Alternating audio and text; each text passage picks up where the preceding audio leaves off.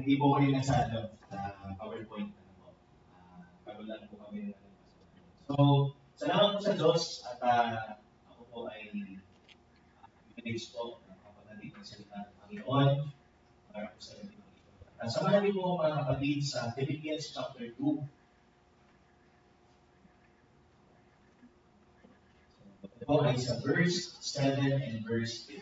Philippians chapter 2 verse 7 and 8. Ang ating passage mga kapatid. At po natin sa salin po ang ating mga Biblia. Babasahin pagkatapos tayo po ng natin. Philippians chapter 2 verse 7. At as we continue na magbasa po sa verse 8.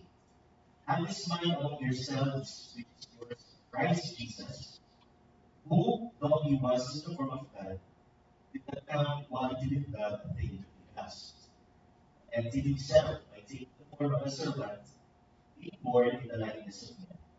And being found in human form, he humbled himself by becoming obedient to the point of death, even death on the cross.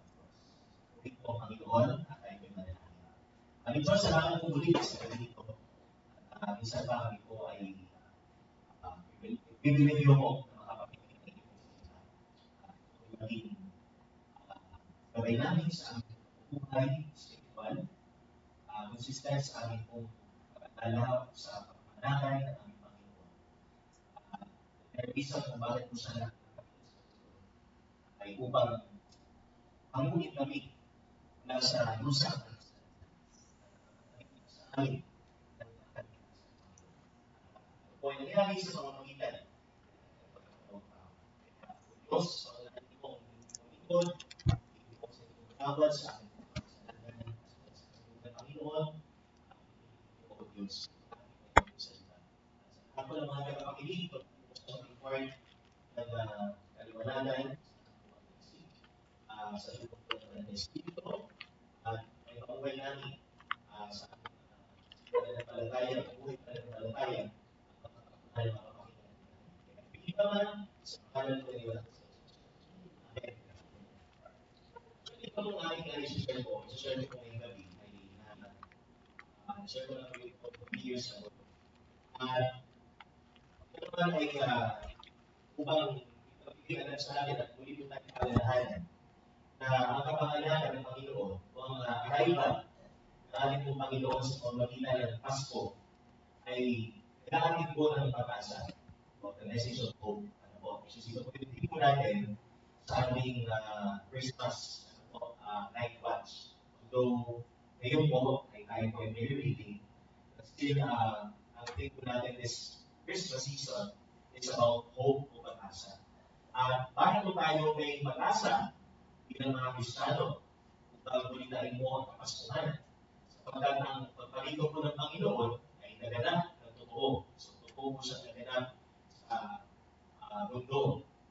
So, there are thousands of marami pong groups, na talagang si Kristo ho ay nakita. So, nakakita na po natin yung mga accounts about the witnesses of Christ, especially si Apostol Juan.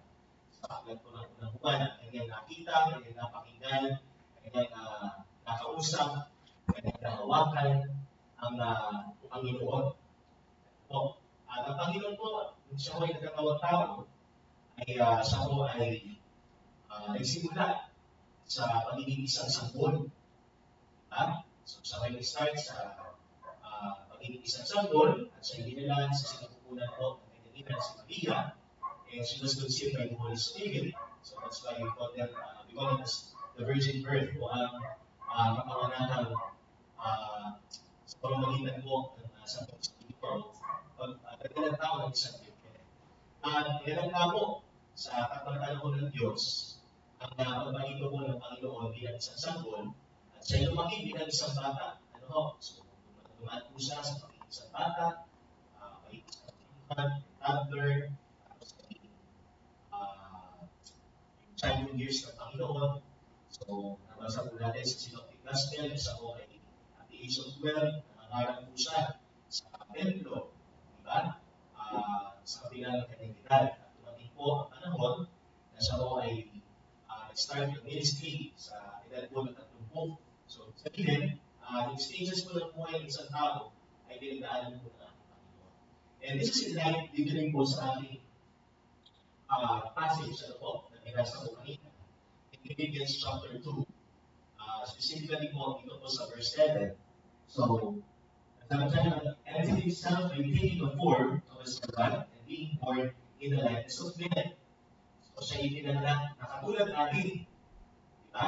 Siya ipinanganak na katulad ng mga tao na ipinanganak din. Although, ang kapanganakan ni Kristo ay hindi katulad ng kapanganakan natin. So, because we were born sa pamamagitan ng ating kapag ina, ang Panginoon ay sa pamamagitan lamang ng kanyang ina, or si Maria, nagdala sa kanya, but that is through the power of the Holy Spirit. So, kapag po sa Espiritu ng hindaan, upang ang isang Pilipino po ay magdalang tao. Kaya, sabi ko dito is, this talks about the humanity of Christ. And the humanity of Christ is our hope. Okay? Kaya title po natin dito is Christ's humanity, our hope. O, pagkatawag ni Kristo, ang ating pag-asa. Isang mahalagang katotohanan po sa pagdiriwang ng Kapaskuhan ay ang katotohanan tungkol sa pag-take ni Kristo ng kanyang kaligtasan bilang tao at anyo bilang isang tao. So, Christ taking a human nature in human form. So, sabi ko dyan, He emptied Himself taking the form of a servant, or taking the form of a servant, and being born in the likeness of men. And He became man. So, the Word became flesh. Siya naging tao. So, hindi siya, diba sa ating study about Christ, na kung saan ay doon sa John chapter 1. So, in the beginning was the Word, and the Word was with God, and the Word was God. And the Word became flesh in verse 14. So, yung pagka-Diyos ni Kristo ay hindi nawala. Siya yung Diyos noon ngayon magpakailanman. Nung dumating ang panahon siya ay naging tao, nagkatawang tao, so hindi yung nawala ang kanyang pagka-Diyos, kundi nadagdagan ang kanyang kaligtasan at naging tao. Ano po? Kaya ibig sabihin yung naging tao siya, nawala ang kanyang pagka-Diyos. Kung nadagdagan ang kanyang kaligtasan at siya ay naging tao. He became man, thus God man. So siya ang Panginoong Jesus, isang persona na may dalawang kaligtasan. Ano? Kaya, unang katotohanan na nakikita natin, so that is the emptying of Christ. Ano po? He emptied Himself. So, masyado mong masalimuot ito kung ginagawa na ito. Ano? Kasi, ang sabi ko dito is, meron na naniniwala na hinubad ni Kristo ang kanyang pagka-Diyos. Sinabi mo dito, He emptied Himself. Pero hindi mo maaaring mangyari yan sapagkat ang Diyos o kailanman ay He cannot undone Himself. God cannot undone Himself. Okay? And the word empty does mean to empty completely, but Himself should not be taken as that of nature, but of certain heights of prerogatives. So, hindi mo ibig sabihin ang hinubad dito ni Kristo ay ang kanyang kaligtasan bilang Diyos, kundi ang mga tinatawag namin prerogatives ng divinity o ng pagiging isang Diyos. Ano po? And some of the divine prerogatives that we temporarily divested or temporarily empty, okay? Kaya pansamantala mo ng kapag itinago, necessarily hinubad o inalis ng Panginoon sa kanyang sarili, kundi ito ay kanyang tinago. Okay? First is His divine glory. O ang kanyang kaya po ng kanyang panalangin in John 17:1. Tawag po natin the Lord's Prayer. Huling gabi bago po siya ipako sa krus. Ano po sabi ng Panginoon? Ang luwalhati. Diba? So, tingnan natin. Ano po? In John 17. Okay, so first one, sabi dyan, Jesus has spoken His words with everybody signs to heaven. Father, in our hearts, glorify your Son, mga Hebrew, since you have given him authority over all flesh, to give eternal life to all who you have given him. Verse 3, and this is eternal life, and they know you, the only true God, and Jesus Christ, whom you have sent. So, yung verse 1, nakikita natin yung luwalhati, ano? So, glorify your Son. Palating mo yung anak. Kasi ito na yung tinatawag natin, nasa pinaka-talugtong ng kanyang pagtitiis at ng kanyang kalungkutan. Na ito na ang panahong upang siya mo ay mag-alay ng kanyang buhay para sa sangkatauhan. Kaya, ang panalangin niya sa Ama, manabigin mo yung anak upang may manabigin ang iyong anak. Diba? So, ito ibig sabihin na nawala ang pagka-Diyos ni Cristo sa bahagi mo ito. Even at that moment, nagsundo mo ang Panginoon na every namin sa magpani, sa ako ay nakapako sa krus. Diyos ko, bakit mo ko pinabayaan? So, yun yung humanity ng Panginoon. That doesn't mean na wala ang pagka-Diyos niya. So, tinatawag natin pansamantala niyang itinabi itinago ang kanyang kaluwalhatian. And in verse 5, and now, Father, glorify me in your own presence with the glory that I had with you before the world existed. So, dahil sa bibig ng Panginoon sa kanyang panalangin, sinabi niya, kaluwalhatian, meron ako bago pangalan. Okay? So first, prerogative. Kanyang pupulang tinago, siya ko ay naging tao, siya ay nagkatawang tao, ay kanyang kaluwalhatian. Ikalawa, ay sa tinatawag po natin independent divine authority. So, yung kanyang otoridad, diba? John chapter 5 verse 30, mababasa po natin. Same po. Okay, sabi niya, I can do nothing but my own as I hear.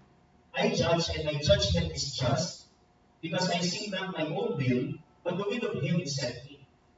So, yung authority mo ng Panginoon Jesus. So, isa din niya sa mga prerogative na kanya hindi mo na exercise.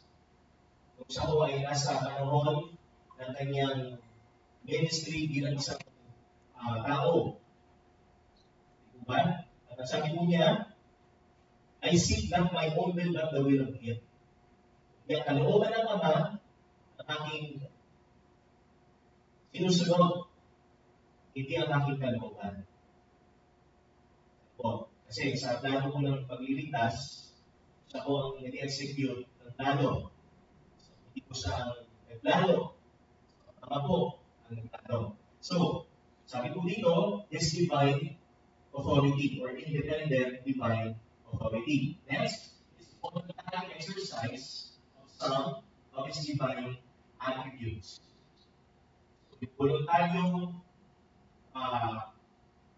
paggawa o yung exercise o paglalakad ng ilan sa kanyang mga katangian bilang Diyos.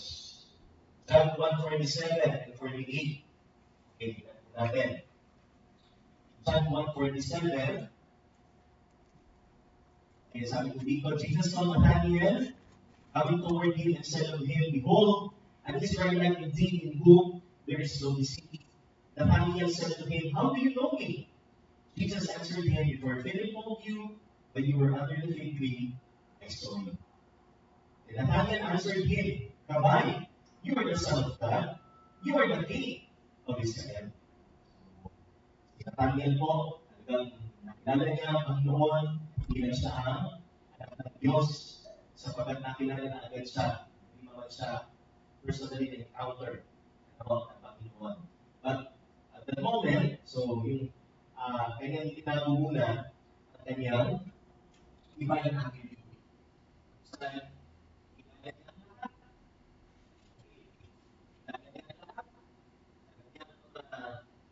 bagay sa buhay ng bawat tao, so it's omniscient God. pagkakataon ng tao, kanya po nang itinago, hindi mo na in-exercise yung kanyang visions, yung kanyang omnipresence as well. So, dahil limitado lang ang kanyang galaw, at yung lugar, pwede na puntahan naman. So, sa ibang lugar, all Diyos, ibig sabihin, next, His eternal riches. Ang kanyang kayamanan upang walang hanggan. 2 Corinthians chapter 8, verse 9. Dito, 2 Corinthians chapter 8, verse 9. Sabi po dito, for you know the grace of our Lord Jesus Christ, that though he was rich, yet for your sake he became poor, so that you, by his poverty, might become rich.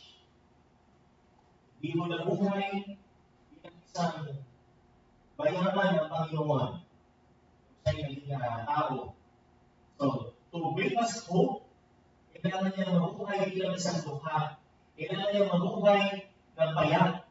Kailangan niya mabuhay ng may kababaan. May kababaan loob. Hindi siya pumalito sa lupa. Automatically, kilala na siya ng mga hari. Hindi niya may itong hari. Ito po yung hope natin, mga kapatid. The very example na ginawa ng Panginoon Jesus. Ang kanyang paghihirap upang maging, sabi dito, by His poverty, we might become rich. Tayo maging mayaman.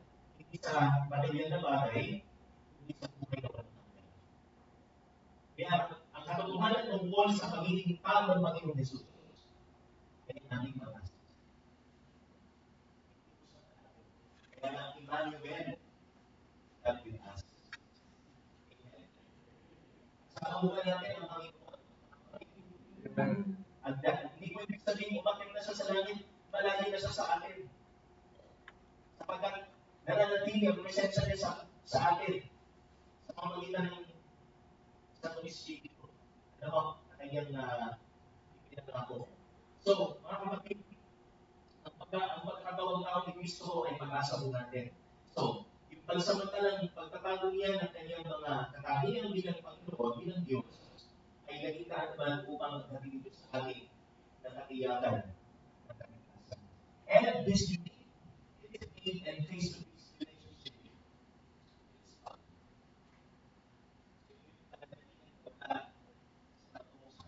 ay nagkatawang tao. Ang nakatami, ang nalip, face-to-face, ang bayan kasama ang kanyang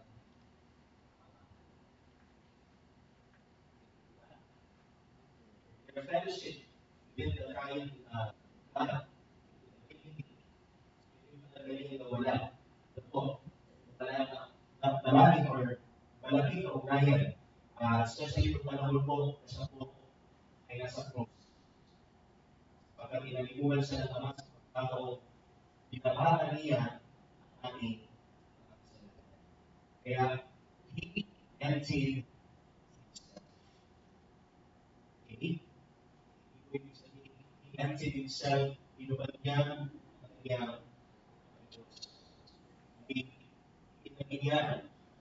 Po, itinalo niya ang nagdalingan, ang kanyang mga katangian. Kaya, bilang Diyos, itinago as kanyang tao, pinagyan, pagkakatayan ng bawa, magiging isang lingkod. Kaya, hindi ka more of His. Aside from that, so he had himself, sa lingkod po yan, and next, he took the form of a manservant. Kanyang inuha na magiging sa our Lord Jesus Christ, since he prepared the miserable condition of man, he took the very form of man, but not the sinfulness of man, or the sinful nature of man. The essence and nature of a bond servant. The King of Kings and Lord of Lords really became the bond servant of bond servants. Christ is the bond servant of bond servants. Okay? Ano po sabi doon sa Down from His Glory, verse 9? Down from His glory, every living story, my God and Savior came, and Jesus was slain, born in a manger, to His own as stranger, a man of sorrows, fears, and agony. Mula sa kaluwalhatian, ano po sabi? Siya ay nagpakababa. Nanaog sa lupa bilang isang alipin. Hindi po ba? Kaya, He took the very nature of a slave, gulos. A slave who owns nothing.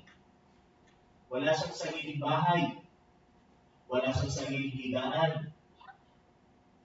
Ano? Wala siyang sariling ari-arian. Wala siyang sariling lupa. Kaya nga, kung siya'y namatay, hindi lang yung pinaglilinan sa kanya. Pinagamit lang ni Joseph ang Arimathea. Na walang sariling bibigan ng Panginoon. Ano po? And even His life, He who in Himself all things all together took the form of a slave who possessed nothing. And we know Him as a servant who weeps, serves, and suffers for the salvation. Hindi lang basta naging tao ang Panginoon,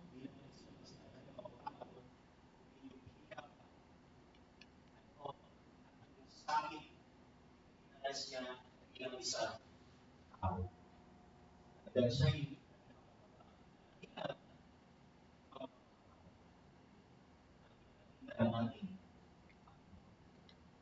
bagis, sa iyong lingkod, sa iyong naging mamayan, sa mga malining yung buwis, sa mga religyoso kasalanan. Diba? Kaya nga, sabi silang nag-iit kasi ang Panginoon, bakit nakikipamayan sa mga makasalanan? Diba? Self-righteous, ang tingin nila sa Panginoon ay hindi totoo. Gaan, sapagkat nakikipamayan siya sa mga makasalanan. But hindi nila naunawaan ang puso ng Panginoon. Diba na tinatangi? Tao po sa kanman, o taong bugan, ino-offer niya ang kanyang diba? At pagpapakahilang ng Panginoon mula sa kanyang kapanganakan hanggang sa kanyang panganakan. Diba? Matthew 20:28, the Son of Man did not come to be served, but to serve. Isa dapat dito, upang maglingkuran, kundi upang maglingkod, at upang ibigay ang kanyang buhay bilang ransom sa mga nakarami. Kaya, ipag-iwag natin ang Pasko. Na may pusong naglilingkod, kagaya ng Panginoon Jesus. He took the form of a servant. Kaya, magandang reminder mo sa atin na we celebrate Christmas with hope is magkaroon po tayo ng paglilingkod sa puso o pusong naglilingkod. Hindi mo tayo ng pinaglilingkudan. Ito po ba? Yan ba ang natin nakaka-instill sa mga natin, mga kapatid? Tayo ay nagdiriwang ng kapanganakan ng Panginoon. Tayo ay gamitin niya sa mga tao. Tayo ang makinabang. Tayo ang makikinabang sa mga tao. Tayo ang makikinabang sa mga tao. Tayo ang makikinabang mula sa Diyos para sa sarili. Kaya, every light so shine for them. Kailangan natin, pag-iwalahin natin ang ikaw. Kaya po natin. Ang katuhanan ng kapatid ng Kristo. Ang kahali. time to gather with our loved ones. Pagkakataon po natin makasama ang ating mga kapag-anak. Pagkakataon natin makapiling ang ating mga kapag-anak sa buhay. Kasi, pagka hindi pasto, madali natin sila makita, madali natin sila makausap.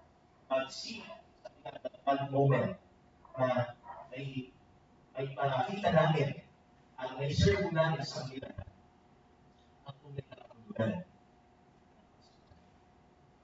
Kristo ho ay nakakita sa hindi bilang isang pangyayari individual, hindi bilang isang pataas sa paningin ng karamihan, kundi bilang isang ama, bilang isang bata.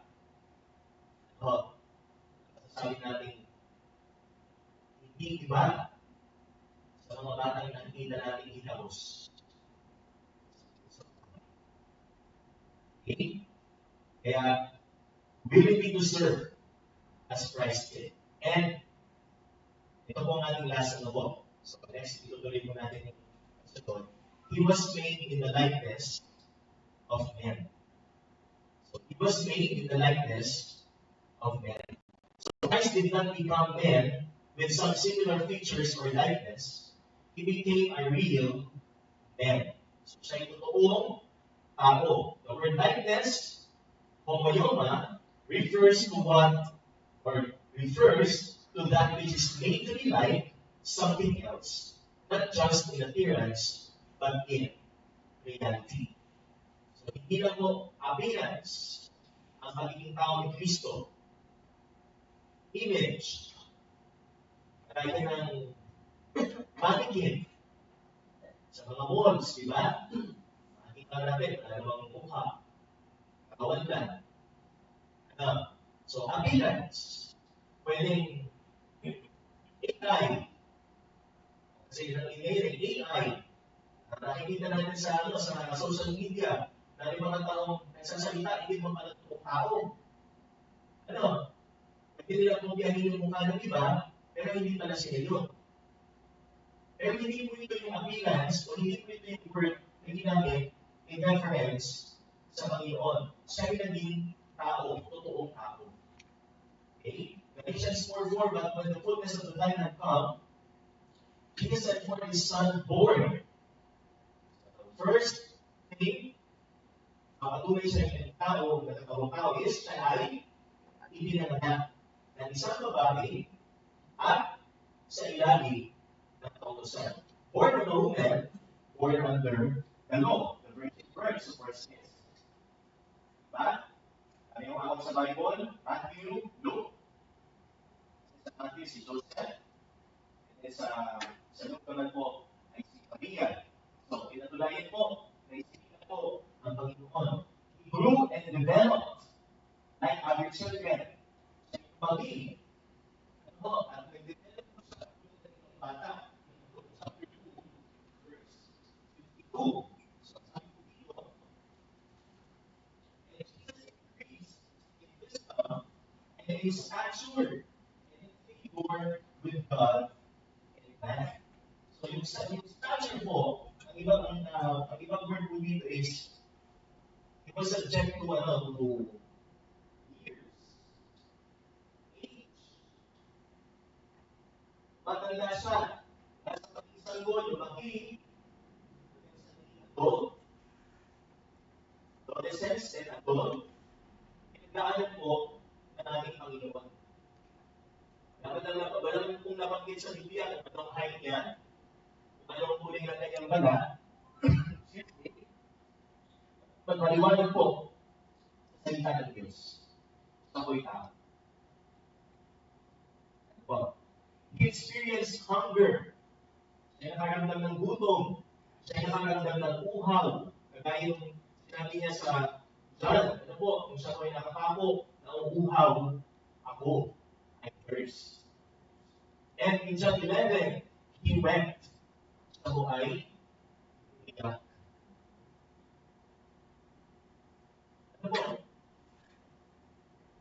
Yan ang hindi kayang duplicate ng AI. Diba? iba yung iba't emotions. Pwede silang ng image. Pero yung base sa ating emotions natin,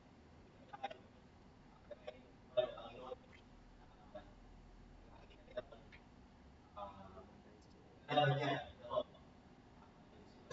So he met, and he experienced physical death. So siya yung namatay. Romans chapter 8, verse 8, namatay ang Panginoon. Hindi na yung pagka-Diyos na namatay. Physically, siya po ay namatay. So, these things, brothers and sisters, paalala ko ito sa atin, na ang katotohanan tungkol sa pagiging tao ng Panginoon o pagkakatawang tao ng Panginoon ay dapat natin panghawakan at may galak sa ating mga puso. Hindi mo ito isang bagay na hindi sigurado kung ito o hindi. Ano? Sapagkat marami mong patunay sa salita ng Diyos na si Kristo ho